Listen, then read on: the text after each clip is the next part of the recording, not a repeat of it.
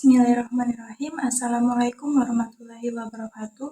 Perkenalkan, nama saya Reni Krisnawati dengan NIM 22 19193 dari kelas P4G. Di sini saya akan membaca buku riwayat Nabi Muhammad SAW dari halaman 71 sampai 76 untuk memenuhi persyaratan tugas UAS pada mata kuliah Baca Tulis Arab Melayu, dosen pengampu Ibu Umi Habibah. Baiklah, langsung saja ke videonya. Istri-istrinya. Istri Nabi berjumlah 9 orang. 1. Khadijah anak Khuwailid. 2. Saudah anak Zam'ah.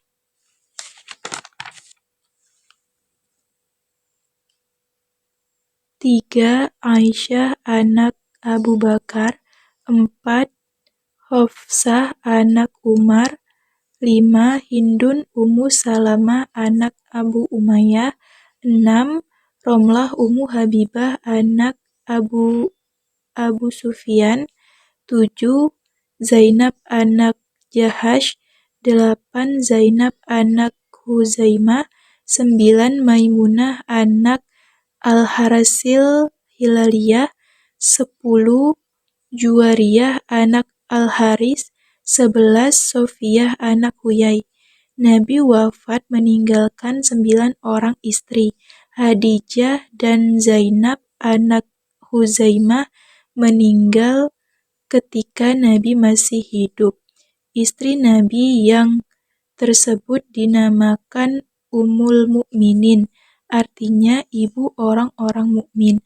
Mereka banyak menolong penyiaran agama Islam di kalangan kaum Ayub.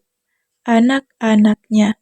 Anak Nabi 7 orang, 3 laki-laki dan 4 perempuan. 1. Qasim, 2. Abdullah, 3. Zainab, 4. Fatimah, 5. Ummu Kulsum, 6. Ruqayyah, 7. Ibrahim. Ibu anak-anak tersebut semuanya Khadijah, kecuali Ibrahim yang ibunya Maryam, seorang hamba perempuan yang dihadiahkan oleh pembesar Mesir kepada Nabi. Anak-anak tersebut meninggal dunia pada masa Nabi masih hidup, kecuali Fatimah.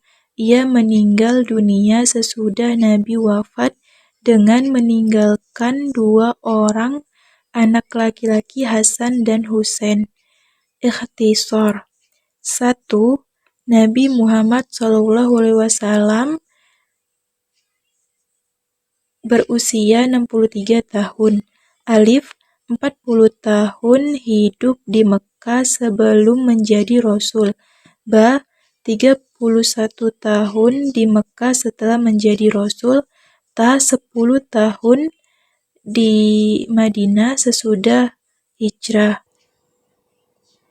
2. Selama 40 tahun sebelum menjadi Rasul, mulai pergi ia telah yatim piatu, hidup di tengah-tengah umat jahiliyah, tiada tahu membaca dan menulis, dan tiada pernah belajar.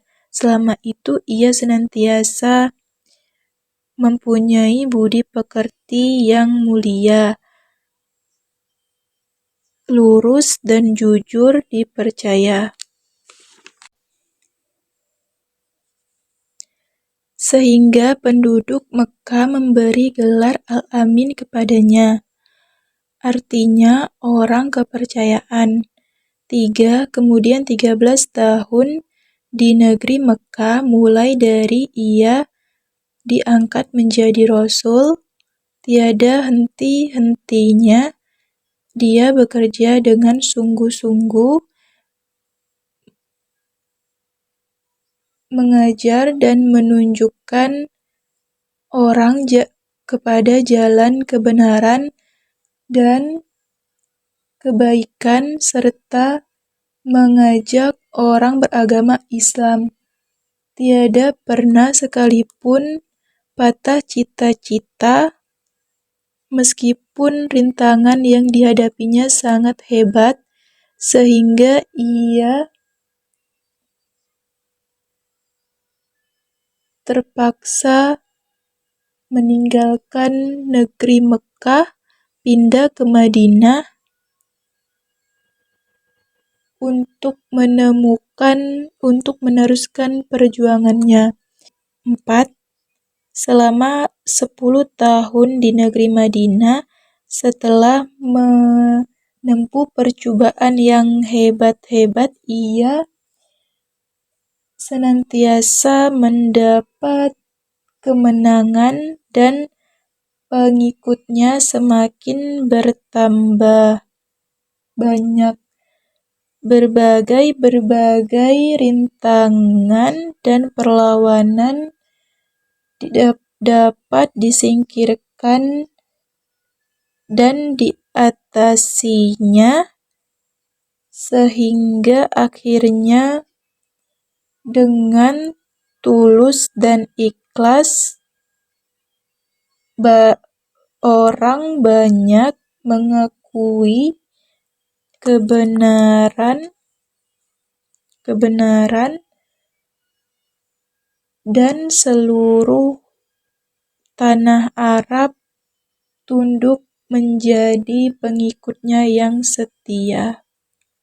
Hasil usahanya: sebelum wafat, ia telah dapat mengubah suatu masyarakat yang rusak menjadi masyarakat yang teratur baik, hidup dalam persatuan dan persaudaraan, yang mengenal tolong-menolong dan cinta-mencintai, mengembangkan suatu agama yang suci dan sempurna sesuai untuk tiap-tiap masa dan tempat, menjadi pedoman hidup bagi manusia sepanjang zaman, mendirikan satu pemerintahan Islam yang kuat, mempunyai undang-undang yang adil yang menjamin keselamatan hak-hak rakyatnya, mendidik beribu-ribu pengikutnya menjadi orang yang berbudi pekerti yang mulia,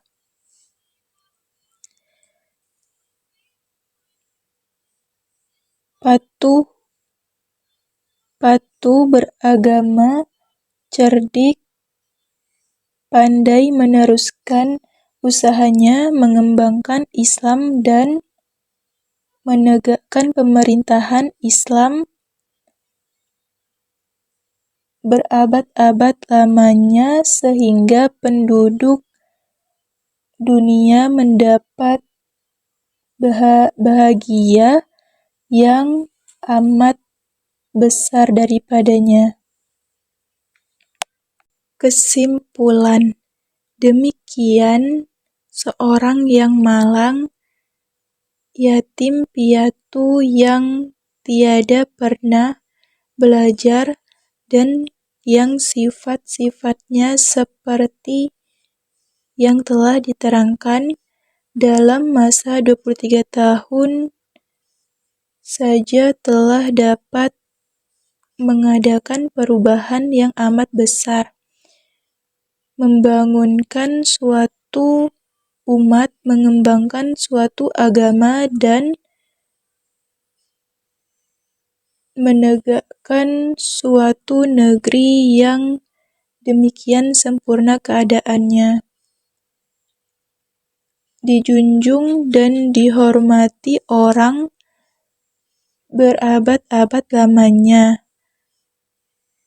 di seluruh dunia. Selama dunia terbentang, belum pernah lahir seorang manusia seperti ini. Itulah mukjizat yang dengan nyata-nyata menunjukkan bahwa Tuhan senantiasa memberi tuntunan dan pertolongan kepadanya sebagai bukti atas kebenarannya menjadi nabi dan rasul Shallallahu Alaihi Wasallam. Tepat pada hari Asyura 10 Muharram 1371 Hijriah (11 Oktober 1951). Nah, mungkin itu saja pembacaan buku riwayat Nabi Muhammad SAW yang dapat saya sampaikan. Saya mohon maaf apabila terdapat salah kata. Kepada Allah saya mohon ampun. Akhir kata saya ucapkan wabillahi taufiq wal hidayah. Wassalamualaikum warahmatullahi wabarakatuh.